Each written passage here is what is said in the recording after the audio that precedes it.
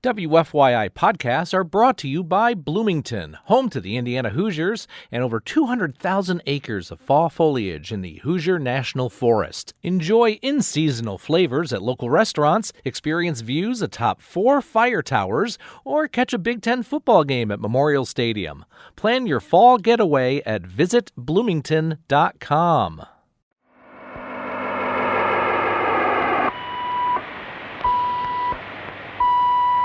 We're going to take a trip right now. Like we always do about this time. This is a journey into sound. Break it down. I'm Kyle Long, and you're listening to Cultural Manifesto. On this week's show, I'll speak with the Indiana keyboardist, composer, and computer music pioneer, Brad Garton. He's best known for his work with the legendary West Lafayette, Indiana punk band, Dow Jones and the Industrials.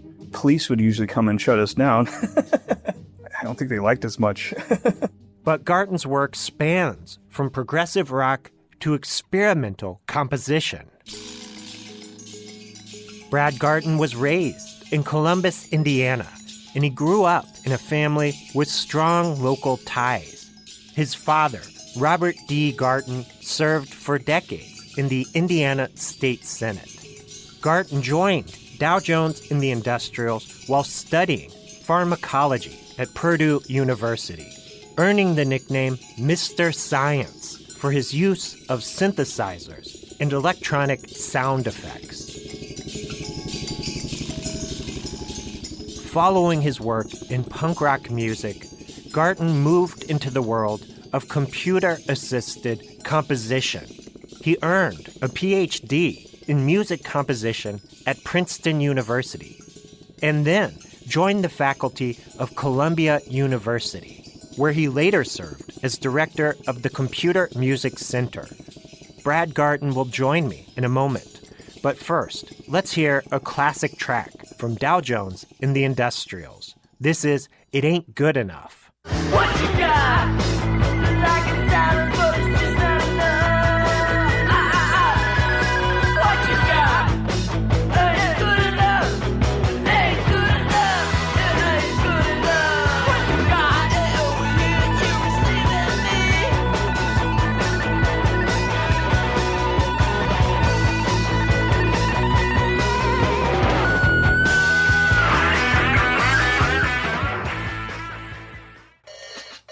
I'm Kyle Long, and you're listening to Cultural Manifesto. My guest this week is the keyboardist, composer, and computer music pioneer, Brad Garton, best known for his work with the West Lafayette punk band, Dow Jones and the Industrials. Let's join our conversation. Brad, thank you so much for taking some time to speak to our listeners in Indiana. I appreciate it. Oh, it's my pleasure. I have a lot of fond memories back there, you know. Yeah. We're going to talk about your work in music. I think you're one of the few musicians to bridge the divide between progressive rock and punk rock. I want to ask you about that. But first, I wanted to learn a bit more about your background, your early years. From what I know, you grew up in Columbus, Indiana. Your dad was an Indiana state senator. And your mom, from what I've heard, was a piano prodigy. Tell me a bit about your childhood. For me, it was just kind of normal. I didn't realize that most people's mothers wouldn't play Chopin at home, But I do have a bit of a musical family, not from my father's side so much, although Dad was a gifted public speaker. He won the Toastmasters International Speech Award and all kinds of stuff. My mom's family, my grandfather on my mother's side played with the St. Louis Symphony for, I think, 44 years. He was a oboe English horn player, and then he played viola in the summer times, moonlighting with the St. Louis Municipal Opera. So I did have a bit of music in my background, and that also, we were talking earlier about my mom being a bit of a prodigy. She performed her first recital when she was 4 years old. I think she started taking piano lessons when she was 2, and her first recital was, I think, some Chopin, Brahms, and Beethoven. But then she premiered a Mozart piano concerto with the St. Louis Philharmonic when she was, I think, 7 or 11. I can't remember. So, that was a kind of family life I had. But it was just kind of normal. It wasn't like, out there artist bohemians or anything like that. Obviously, my dad was senator and, mom was involved with a whole lot of community stuff. But me and my sister, we just kind of had a great childhood, The one thing that was a little bit weird was my family really didn't want me to go into music. Even my grandfather, he said he's seen too many people with talent just get crushed by it, And obviously, I really wanted to be in music. But that's what wound up with me going to Purdue and majoring in initially engineering and then ultimately getting a degree in pharmacology, because that way I could have a real job and do my music on the side. But that didn't quite work out. Brad, you mentioned that you were discouraged from pursuing a career in music by your family, but during your teenage years, you were incredibly busy as a musician. And I want to ask you about some of the projects you were involved in. The first one I wanted to ask you about, I think it was 1971, you co-wrote a sort of futuristic musical that was performed by the junior high at Columbus called Rock or ROK. Does any of that ring a bell? How in the world did you find this out? You're pretty good. I just was stunned when I read that. You must have been 11 or 12 years old and you co-wrote a futuristic musical.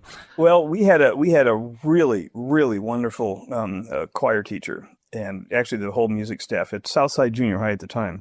It was a very progressive new school. We were the first class to go through it. And it had all kinds of new educational techniques like red and blue days and classes that were an hour and a half long rather than just a typical half an hour, 45 minutes. But this choir teacher said, hey, let's do a school musical. And it was me and kind of a collective, me and a good friend named Fritz Schumann, Stephen David, who I think is a judge now in the Supreme Court of Indiana. We all got together and we made this bizarre musical about how termites had eaten all the wooden schools, brick mites had eaten all the brick schools. Southside was made out of cement. Okay, it was one of those new brutalism architecture pieces that Columbus has. So we decided we were going to make the story about how the rock mites were going to eat our school. And that's kind of what the premise was. I can't even remember how the plot played out, whatever plot there was for it.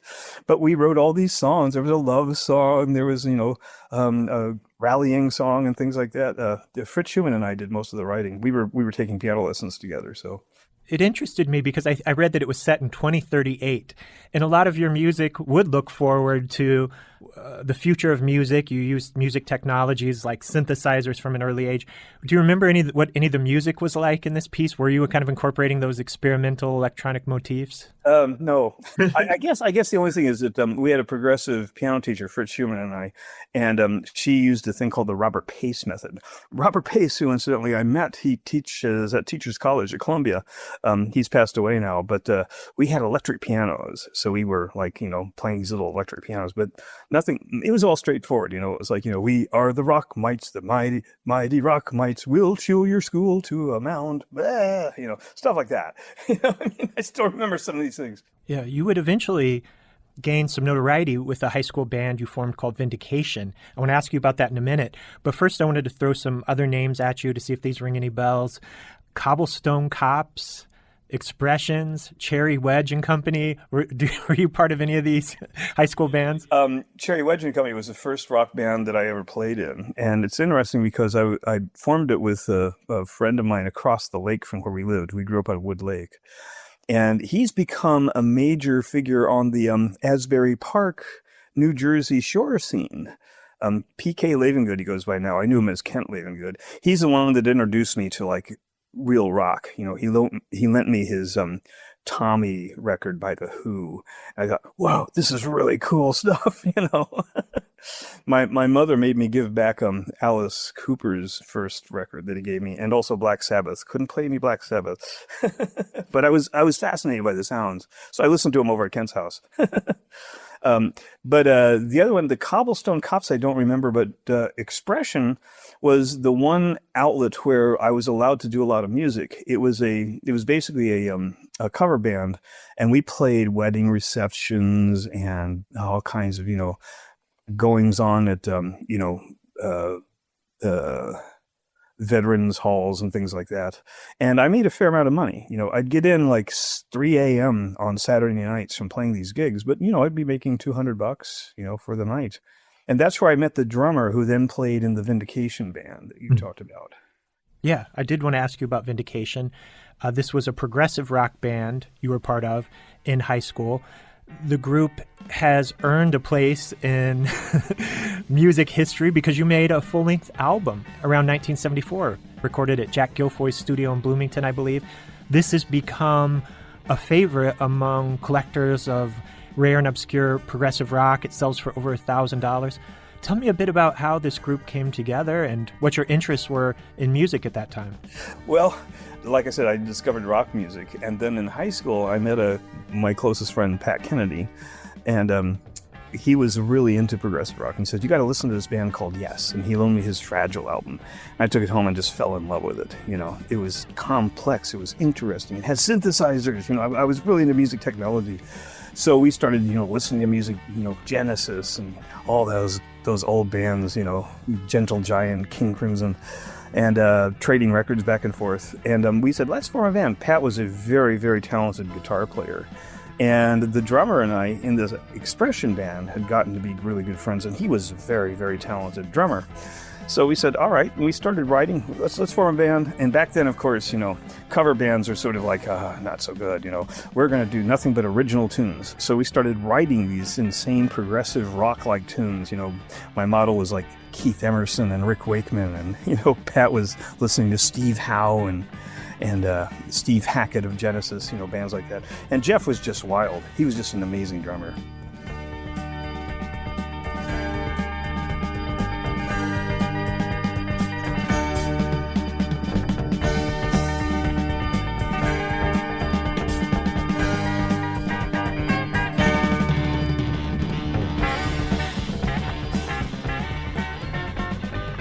So we put together a bunch of songs and started playing around a little bit. Said, hey, let's make a record. And we talked to our parents, and they said, all right, we'll fund this record. And we went over to this Guilfoy studio, which was a really, the amazing thing, the reason the record is worth so much money is it was a very good studio. Back then it had a 16-channel recorder, which was rare in 1971. Jack Guilfoy was Henry Mancini's drummer for years, so he was very connected to the music scene. And we had an engineer named Kirk Butler, and he really informed a lot of my life because he taught me a lot of stuff. He wasn't bashful about explaining what he was doing, double tracking and learning all these different techniques in the studio. And we made this record. Now, the one thing that's a little bit weird about the record is it's progressive rock.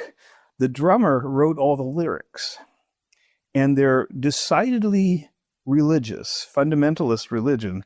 At one point, he was in a terrible automobile accident, and as he was passing out, he thought he saw the hand of God coming down out of the sky to grab him, and it pulled back, and it filled him with this mission that he had to extol the virtues of Jesus Christ if he recovered, which he wrote these rather obscure lyrics, but they're all about, sort of a fundamentalist view of Christianity. Meantime, the guitarist and I are just playing our Keith Emerson equipment stuff.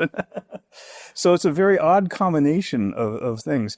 And the record was done, and it sounds very, very good. We only pressed 500 of them. Obviously, we weren't wealthy, and our parents were funding the whole thing. Because it was high quality, and because it was kind of a unique sort of combination of different musical styles. Like you said, it's become very, very much a darling of the record collectors. In fact, I think if you have an unopened copy now, it may be worth upwards of $2,000 or $3,000. I sold a few when it was up to about $1,000 and thought, wow, but I should have held on to them. What do you make of that interest? Is it surprising to you? This is your high school band. It is, and the thing that's kind of sad, as a musician and composer, I hope they would be buying it for the music. Probably they were, but really record collectors who are really into it, they're kind of a unique breed themselves. And they're not so much even about the sound or the music, it's the quality and the fact that it's unopened, So that shows you they're not really listening to a lot of the music. So it's just like any other collectible item, baseball cards, something like that. Some things are worth lots and lots of money. Cast away those books on yesteryear. Today is how we chase a fear. And I'm a rich man, just trying to help a poor man.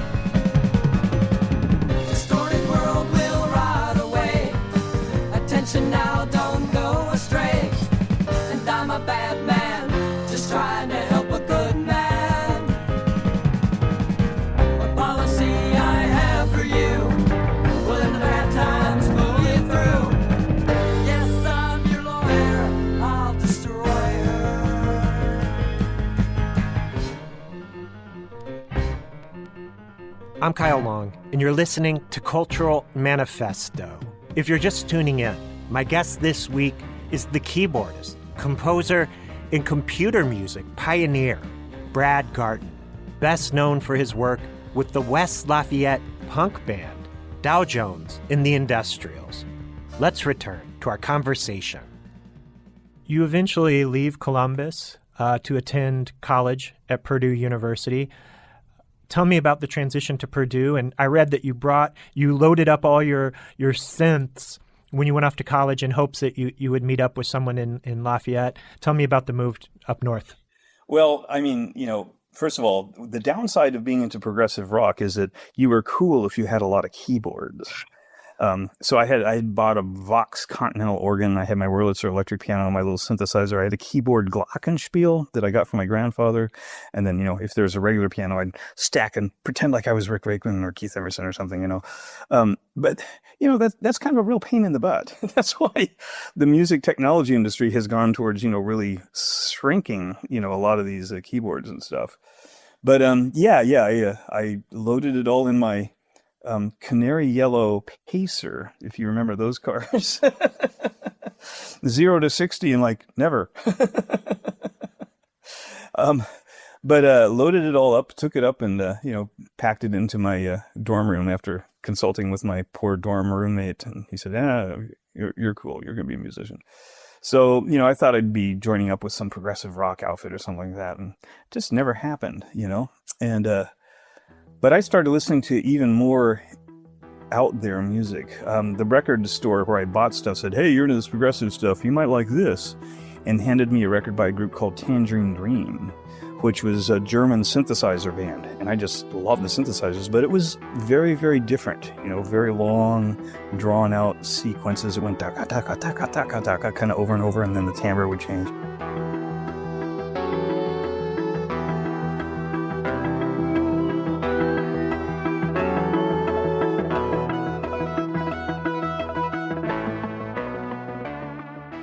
So I started getting into that, and then I started listening to experimental music by people like Brian Eno and Robert Fripp, and just really, again, I was just fascinated with the technology. You were asking earlier about the bridge between progressive rock and sort of the punk stuff. It was the technology. I was really into the tech behind progressive rock stuff, and the punk stuff I really enjoyed were groups like Devo and others, where they were deploying technology in a new way. Ultimately that morphed into bizarro groups like Einstürzende Neubauten and, God knows who. But, so I wasn't doing much of anything. And, I went to a play at Purdue that was done by the local theater department. And the music that was behind some of the scenes and plays was Fripp and Eno.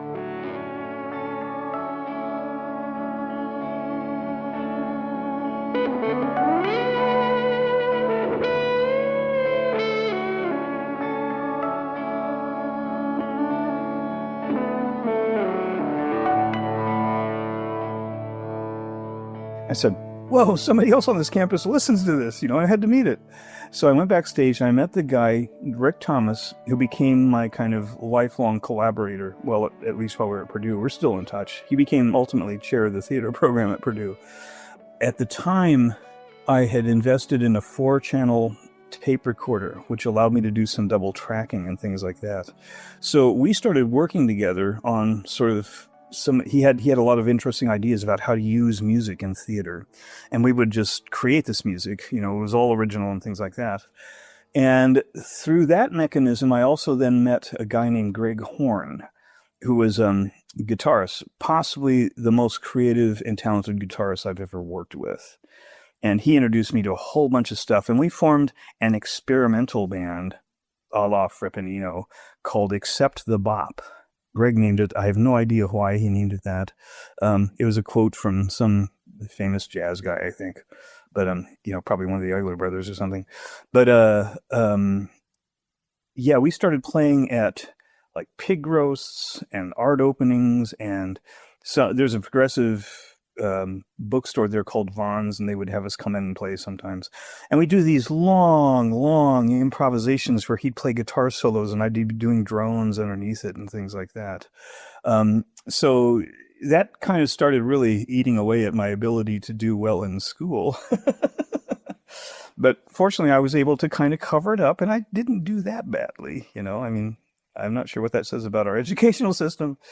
But Rick and I then started expanding our studio. We eventually started renting a house that Rick ultimately bought, where we built a pretty decent little recording studio in the basement. And that became the focus of a lot of new age and punk music in the Midwest. A lot of bands came through there and played. Gizmos, Jetsons, Dancing Cigarettes, Amoebas and Chaos, Last Four Digits, Agent Orange. All these bands, they would come on and record. And Greg formed a band on his own with a bass player who was a physics major at Purdue and a drummer who was at the Heron School of Art, and they called it Dow Jones and the Industrials.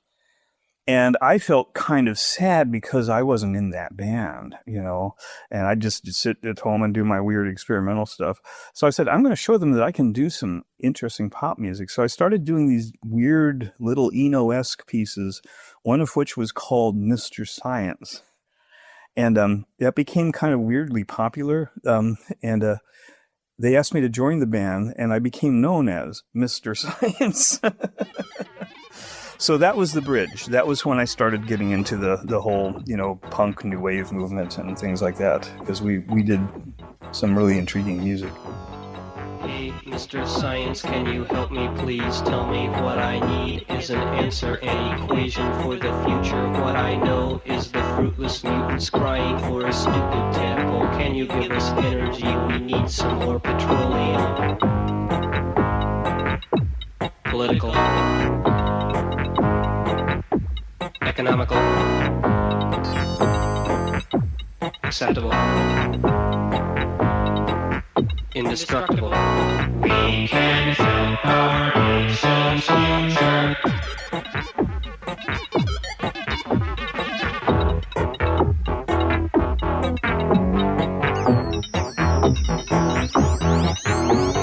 Hey, Mr. Science, don't you think you have solutions? Well, then you're a screaming pastor and an imposter by the podium who screams that we are living but we're dying, sadly trying to become what we are not.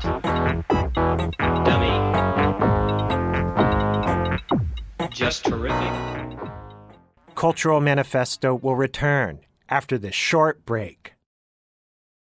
WFYI podcasts are brought to you by Bloomington, home to the Indiana Hoosiers, and over 200,000 acres of fall foliage in the Hoosier National Forest. Enjoy in-seasonal flavors at local restaurants, experience views atop 4 fire towers, or catch a Big Ten football game at Memorial Stadium. Plan your fall getaway at visitbloomington.com. I'm Kyle Long, and you're listening to Cultural Manifesto. My guest this week is the Indiana keyboardist, composer, and computer music pioneer, Brad Garton, best known for his work with the West Lafayette punk band, Dow Jones and the Industrials. We'll return to my conversation with Brad in a moment, but first, let's hear another classic track from Dow Jones and the Industrials. This is Can't Stand the Midwest.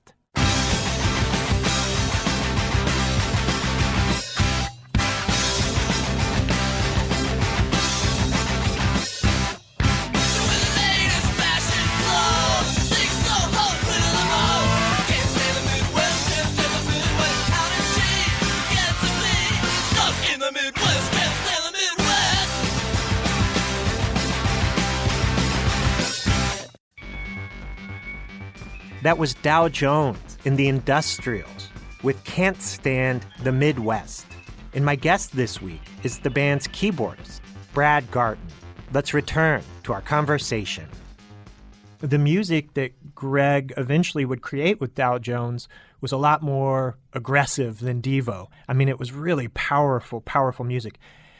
That's a long way from what, you'd kind of grown up playing with Vindication. How easily were you able to kind of like fit into the sound of the band? Again, it's because of the tech, the technology, just getting, at that point I did have a micro-moog synthesizer, eventually augmented by a second one. And, just getting them to go, you'd get these insane sounds out of it. And somehow they went well with what the insanity that Greg was doing on his guitar. And Chris was a really great bass player and Tim was a great drummer. Just a comment about what happened that I feel like if we'd been like more decent people and didn't wind up kind of like hating each other for a while, we probably could have done okay. But I'll be honest, I'm not sad with the way my life came out. Tim Horn, the drummer, went to work and he got involved with a group called the Survival Research Labs in San Francisco, which is just this insane art collective that used to build these gigantic robots using V8 engines that crashed into each other. And he made this thing called the hover drum, which does what you think it does. I remember he was playing at the Kitchen in New York, and I was back here. Unfortunately, I was out of town, and I missed him. Tim sadly passed away from stomach cancer, I think in the early 2000s. Greg passed away just a few years ago, about a year and a half, 2 years ago. Greg had some substance abuse issues and never recovered from them. Chris and I are still in touch. He founded his own physics software company, and he lives outside Boulder, Colorado.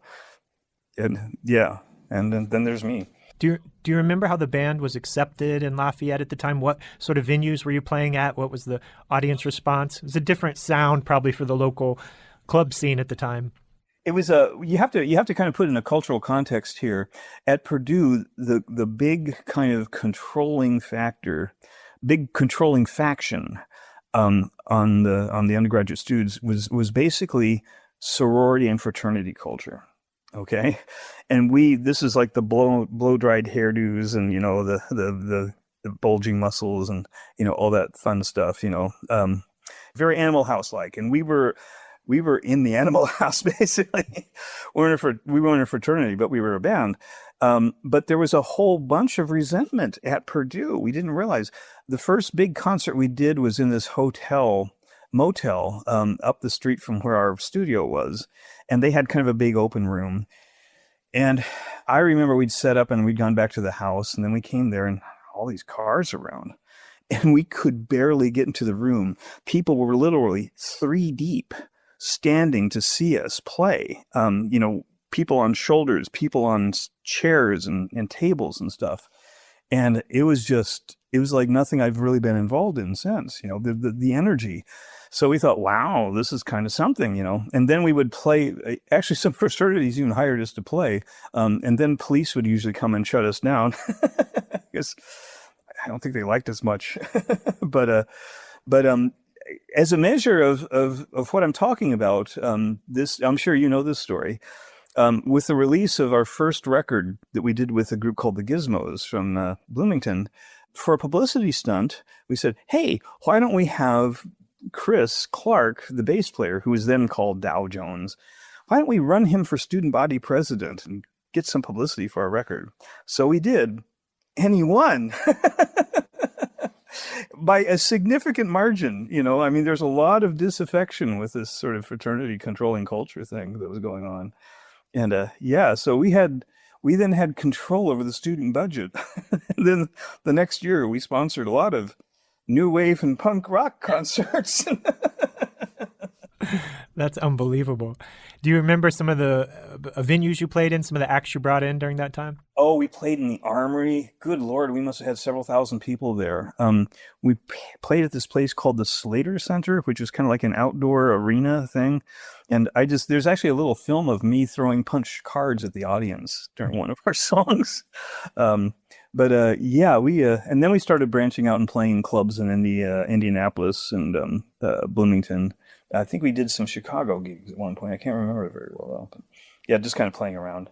It sounds like within Lafayette, the Lafayette area anyway, you kind of predated any sort of organized punk rock scene. There weren't established clubs. What was sort of the community for this music like in Lafayette during the original days of Dow Jones? Yeah, a lot of it was because it was imported by Greg. He was from the East Coast, he grew up in Philadelphia. And, this is something new that people had heard about. They heard about the Sex Pistols. They heard about the Clash, but they never really experienced it too much, and we kind of brought it in. And again, hearing what I'm talking about, these are all venues that we explored and got, like, a motel with an open room, the Armory, places like that. There were no clubs that we would play at in West Lafayette. There were some clubs in Indianapolis, Crazy Owls, the Vogue, that would start doing some of this stuff because, the club owners were they had their ear to the ground and they knew what was coming and what was being popular. They wanted a crowd to come in. So we would play there. Bloomington, the Bluebird we played, but were banned at. There's a couple of kind of weirdly pop-up clubs that were almost like we found abandoned buildings and then made a club there for a while. Bullwinkles, I think, Second Time Around. No, Second Story. Second Time Around was a record store. So we began to kind of create the scene ourselves. And we did find, like, I said, a bunch of bands started coming to our studio. We found some like-minded people that were, intrigued by this new musical culture.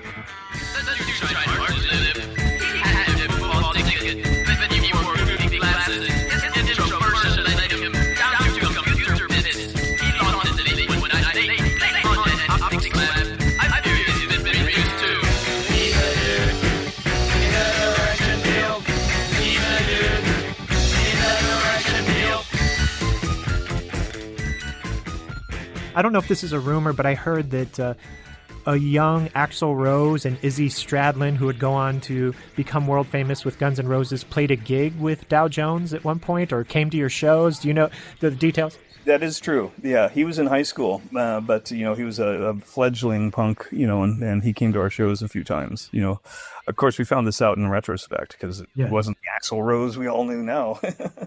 Yeah, interesting. You mentioned playing in Indianapolis. The group eventually put out a split album with the Gizmos, Hoosier Hysteria, and you released one 7-inch single, which the song Can't Stand the Midwest was featured on. You had a relatively small output at the time, but it really impacted people. That song, Can't Stand the Midwest, became something of an anthem among punk fans. Yeah, tell me about that. Did you when you put these records out at the time, were people going crazy for them, or was that something that developed in the aftermath of the group's original days? We did okay. The point of the record label and the records that never was fulfilled is that we sent like hundreds out to larger labels hoping to get a contract so that we could get some money and stuff. That never happened. We got great reviews, all across the United States. We were featured in various college newspapers, this is punky, wonky fun from college people, stuff like that, But, the records sold okay, and people still have them. Can't Stand the Midwest. I kind of like the Midwest. That was Greg. He really couldn't stand the Midwest. And that's been picked up. The group Yolo Tango has done covers of it, and a couple of metal bands whose names escape me. Yola Tango just performed in Central Indiana and performed the song during their concert just a month or two ago. Yeah. Oh, I didn't know that. That's great. Yeah, I don't know them at all or anything like that. But yeah, interesting.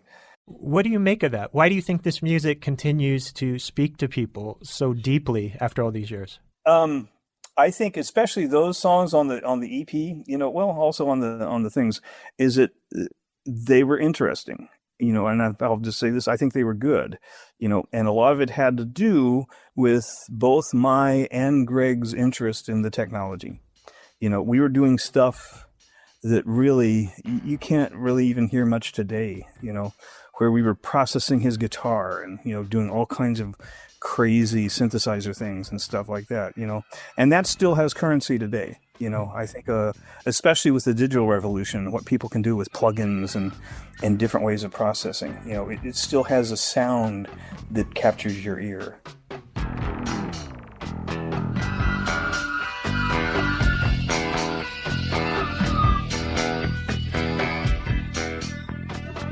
Let's take a break from my conversation with Brad Garton and listen to another track from Dow Jones and the Industrials. This is What's the Difference? I'm cool here, and I'm cool there. So what's the difference?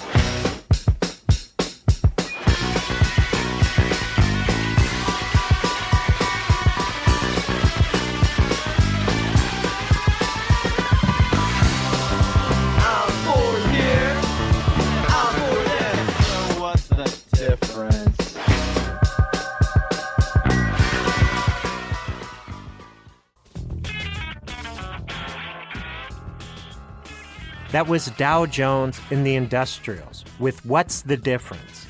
And my guest this week is the band's keyboardist, Brad Garton. Let's return to our conversation as Brad shares his thoughts on the band's demise. The Dow Jones situation was, like I said, we were having a hard time. I remember one gig we played up in Madison, Wisconsin, where we just like almost came to, you hear about these bands that like beat each other up and everything. We never did that, but it was a little close, Yeah, we didn't have a good manager. We had no manager, and we had double booked. One I had booked with a close friend of mine, a gig in Bloomington. One they had booked in Indianapolis, and basically I said, I'm going to go play this gig anyhow. So I did a solo show down there. They did the Dow Jones thing in Indianapolis, and that was basically when I split off. And then ultimately the group just kind of fell apart. You guys, over the years, got together for a few reunion shows. As you mentioned, Greg sadly passed away in 2023. He spent the last few years of his life here in Indianapolis. From my interactions with Greg, he was a very mercurial person, He might be very talkative at one point, but then might go into his own world for a while. Tell me about kind of Greg's passing, and that pretty much ends the legacy of this band, right? In terms of like the ability to get back together to do reunion shows. Any reflections you have on Greg's passing and what that means to Dow Jones and the Industrials? Well, yeah, it's we're never going to get back together. I mean, just be me and Chris, that wouldn't quite work out. Plus, we're older now, and we have families and kids and stuff and grandkids. I think for me, it hit me harder than I thought it would. Greg and I had kind of fallen apart years before, and Chris would sometimes call me and say, "Yeah, Greg stopped by, and it wasn't very happy visits." Like I said, Greg had some issues, and sometimes they were kind of nasty. My friend Dave Fulton tried to help Greg out a little bit. He was my production partner. We played in a lot of bands together, and tried to help Greg out, and just, yeah, it's a very difficult thing when you have those kind of problems, to try and deal with them. And when he died, I mean, the guy had a huge influence on me. He basically introduced me to all the stuff that informs what I do with my life now. And when he passed away, and I thought, oh Lord, and they weren't very happy circumstances, I understand. I don't know the full story, but it just made me feel very, very sad. It's like a piece of your life is now really over. Mm-hmm. And I guess there's a part of me that always thought that maybe we'd get back together and do some recording again or something, especially with the technology we have now. But yeah, it's never going to happen. Yeah, it's like a cliche to say someone was ahead of their time. But when you look back at what he was doing, he really was ahead of his time. And if this had maybe happened 10, 15 years later, he might have, become a pretty well-known personality in music. Yeah. Yeah, I mean, or if we'd had better management, or any number of things. I mean, Indianapolis and Indiana had the potential to become a Seattle-type music scene, because there's a lot of talent, a lot of like interest in that culture. There were clubs that people were kind of going to that were kind of semi-underground. And like, again, I'll just say there's just a lot of talent.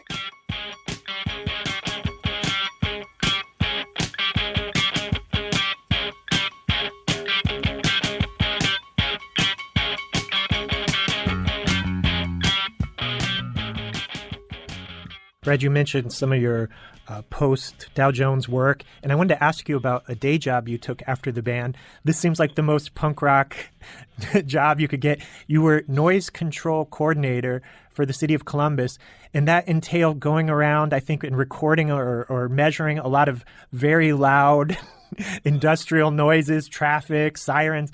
Tell me about that job. Actually, it was not just Columbus. It was the Indiana Association of Cities and Towns. Oh, wow. So it was like all incorporated boroughs in Indiana.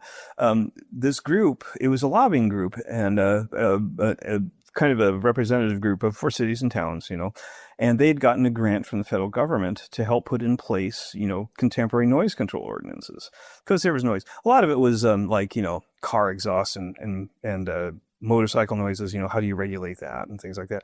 But some of it was, these awful punk rock bands that were playing in these clubs. So I was kind of like making the noise that I was then regulating. So I would go do presentations to city councils and help them write noise control ordinances, and then help them with the training of their police officers, because the old style noise ordinance, shall not make any disturbing noise after 10 p.m. You can't define disturbing noise or anything like that. So we were taking a much more, objective approach and using noise level meters, has to be a certain dB at the lot line, that kind of thing. And, so we had to train the police on how to do it. And that turned out to be a really wonderful thing, because the person who is running the EPA Noise Technical Assistance Center from Rutgers University, who would come, because it was covered by a grant, come to your state and do this training, wound up being the woman who became my wife. No, I fell head over heels in love with her. And, that's what ultimately led to me moving out east and going back to school. Yeah, I want to ask you about that in a minute. First, I wanted to ask about a couple pretty significant musical projects you were a part of during those early 80s years after Dow Jones. I think it was around 1983, you were commissioned by the Columbia Symphony Orchestra to compose a piece for their 60th anniversary. You also wrote a piece that was performed by the Indianapolis Symphony Orchestra for the opening of a skyscraper downtown, I think. These are pretty huge commissions. Tell me about these pieces.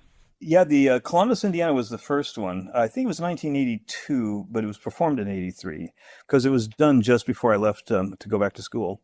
And that's when I was starting to get, serious about music composition in general. I started listening to a lot of people like Philip Glass and Steve Reich. I was really into minimal music, and kind of expanding outward from there. I've always loved classical music. When I was a sophomore at Purdue, at some point I discovered they had scores for Stravinsky and Bartók in the music library, in the regular library. And I'd check them out and I'd follow along, So, this is kind of like, well, let me try my hand at some of this stuff. So I wrote this piece. The Columbus Symphony Orchestra knew about my musical interest, and they asked if I would write a piece. And I said, hey, sure. So I, got out some of my old textbooks that my grandfather used to use when he would teach, and, learned orchestration and put this piece together. And I thought, well, that was pretty cool. And then the next one was a bit more proactive. They were building the American United Life building. I'm not even sure it's still called that. Okay. And I looked at the architecture and the design of it and said, I'll use that as a template for the sections of a piece of music. And then I went to the people who were running the building. I said, hey, if you're having an opening of the building, I'm writing a piece for a symphony orchestra. Wouldn't that be cool for you to feature it? And they said, it would be cool. So that's how I got that played. And it's interesting because those pieces then formed part of my application to Princeton, which helped me get in, I think, because they could see that I could do more than just make weird punk rock music.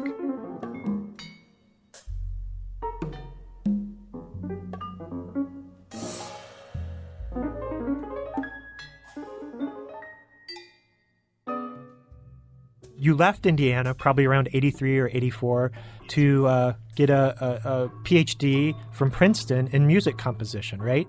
Tell me about that. Well, that one I still can't figure out. Well, like I said, I'd met this woman who I wanted to marry, and she lived in New Jersey. So I thought, all right, my life is kind of terrible here in Indiana right now. I've got a job I don't really like, doing things that, the grant's going to run out anyhow, and I don't know what I'm going to do with myself.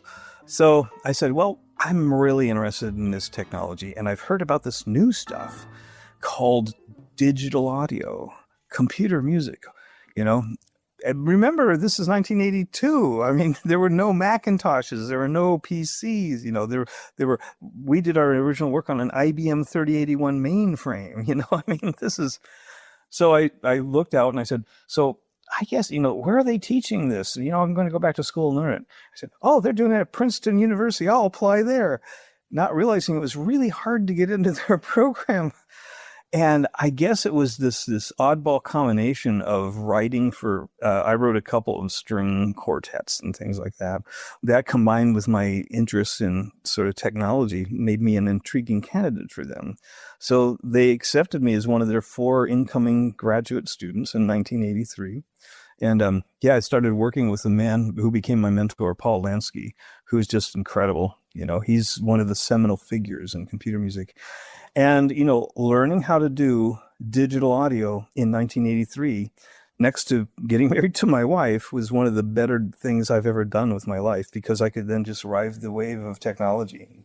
It's an extraordinary story because you eventually become director of the Computer Music Center, formerly known as the Columbia-Princeton Electronic Music Center, which was really one of the birthplaces of electronic music. Like, people who are really invented electronic music were affiliated with this center, like Milton Babbitt, Otto Luening, and so many other pioneers of this music. Tell me about that. And that must have been surreal, that something you had this passion for led you to this, prestigious center, which you come to direct.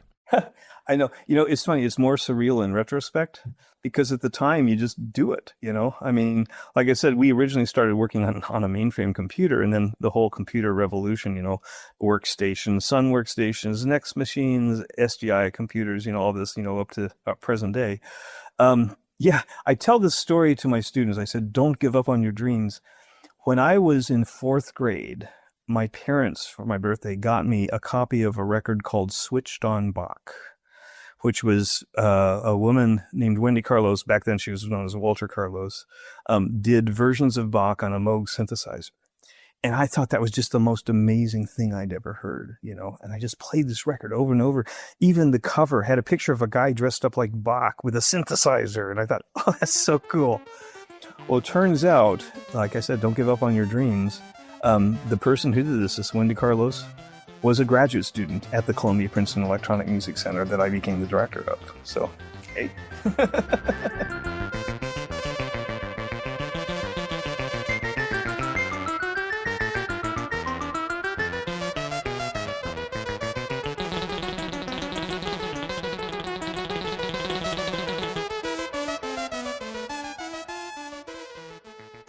If our listeners are interested in hearing more of your early work as Mr. Science or with Dow Jones and the Industrials, our education reporter here at WFYI, Eric Weddle, has put out some incredible anthology albums through his label Family Vineyard. Those are available on Bandcamp and other websites as well. You've also maintained an archive of music on your website. Can you tell folks where they can hear more of your work outside punk rock?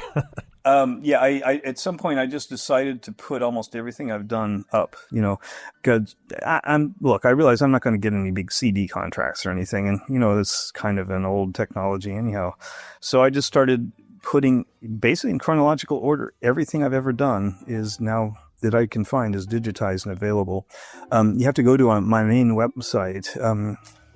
Just Google Garton, Garton. That's the key. And then Columbia or Computer Music Center or something like this. One of the very first links you're going to get will take you to my web page. Okay.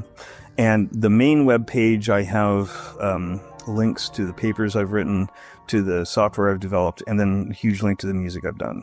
And you can just kind of scroll through. A bunch of the old punk rock stuff is there. I have it divided up into 3 sections, and the third section is like these older bands that I played in. Brad, I thank you for taking some time today to go through your extraordinary history in music. It's quite unlike any other musician's discography, the breadth of work you've done.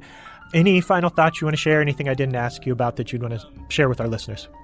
I think one of the things I've tried to do that's helped lead to the success of, especially of the Computer Music Center, is something I learned from one of my professors at Princeton, a guy named Jim Randall, who is one of the smartest men I've ever met in my life. And he talked a lot about what's important in becoming an artist or choosing to do composition as your life is that you're making a relatively free choice in how you're going to live your life. And the idea is that becomes a mechanism through which you can try to change the world for the better. You don't have to become like Richard Wagner and assert that you are the best ever king of everybody and you could be forgiven for all your stupidity because you write music, But make part of the ethos of your work the kind of world, be the world you want to become, That's been a big part. I've helped develop computer music centers in over 50 different sites around the world.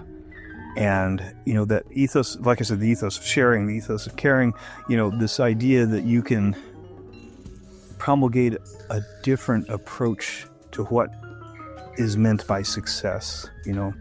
That's informed a lot of what I tried to do at Columbia. And, the payoff has been really great. We've got really wonderful people doing good stuff out there.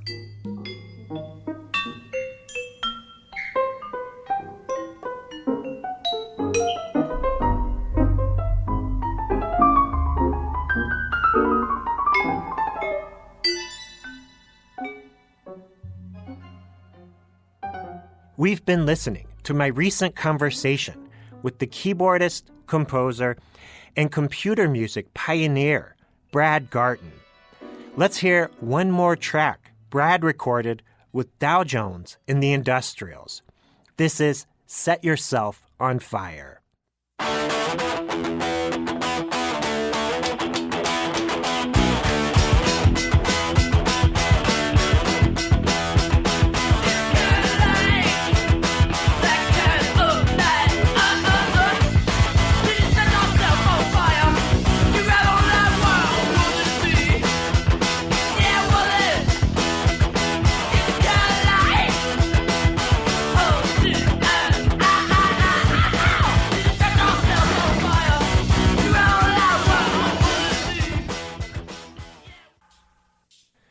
That was the legendary West Lafayette, Indiana punk band, Dow Jones and the Industrials, with Set Yourself on Fire.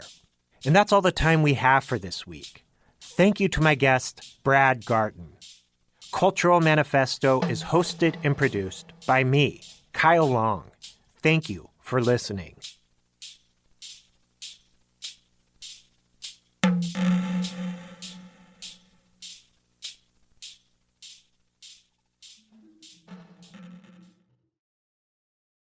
WFYI podcasts are brought to you by Bloomington, home to the Indiana Hoosiers and over 200,000 acres of fall foliage in the Hoosier National Forest. Enjoy in-seasonal flavors at local restaurants, experience views atop 4 fire towers, or catch a Big Ten football game at Memorial Stadium. Plan your fall getaway at visitbloomington.com.